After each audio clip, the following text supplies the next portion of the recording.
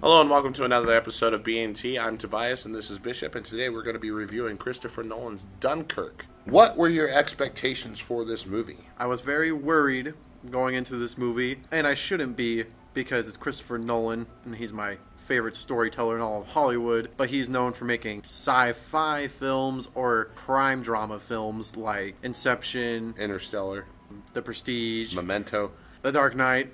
So when he was going into World War II territory, I was, a little worried when I shouldn't have been, and the fact I was only an hour and 45 minutes long or something, that's really short for a war film and PG-13, so that means you're not getting the war blood, all the goriness, so I was worried going into this. I think one of the biggest concerns I had with it, you having such a high caliber director as Christopher Nolan, he had some very strange casting choices. When I seen Tom Hardy was going to be in the film, I was super stoked, and then seeing Cillian Murphy, that also made me stoked, but presumed to be the main of the movie, somebody who's not as popular, and then they even cast Harry Styles from One Direction in this. That really, and then plus on top of the runtime and the rating, that really kind of worried me, but after watching it, I was not disappointed. The sound mixing and the editing is what stood out the most, and the cinematography. The cinematography was beautiful, but with the sound mixing, there's one particular part in the movie where the airplanes are coming down, just diving.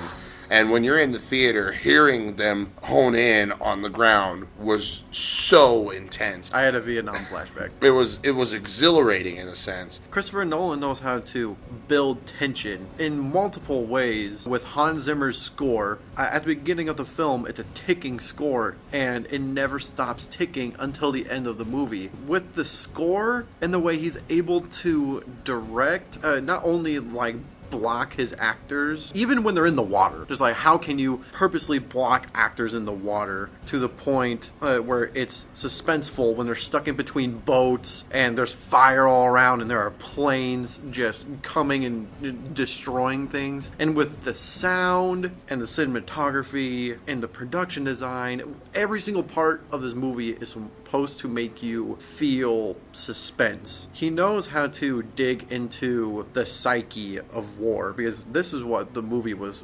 mostly about, how a group of people can come together for the greater good. What do you think they could have improved on, maybe? There was not a lot I had to complain about, other than I felt that the movie could have dealt with character chemistry a little bit more. It could have spent a little more time with the development of its characters. Some of the performances were slightly weaker than the others. It's just, I felt like if anywhere in that movie was lacking, it was with its performances. Other than that, it was a super solid film. I would complain about you don't remember any of the characters, but I think that was the biggest gripe coming out of the movie, is that you don't remember any of the characters, and that really wasn't the point that Chris was trying to put across, because the whole reason behind Dunkirk and the whole Battle of Dunkirk and the story about it is the group effort. Who do you think would like this movie? Honestly, with Dunkirk, when you see Dunkirk, if you were just coming into a theater or renting it from home, you would see that, oh, hey, look, another World War II movie. Those are usually pretty good. And this is probably one of the most unconventional World War II movies you will see. It is completely different, and it is completely brand new to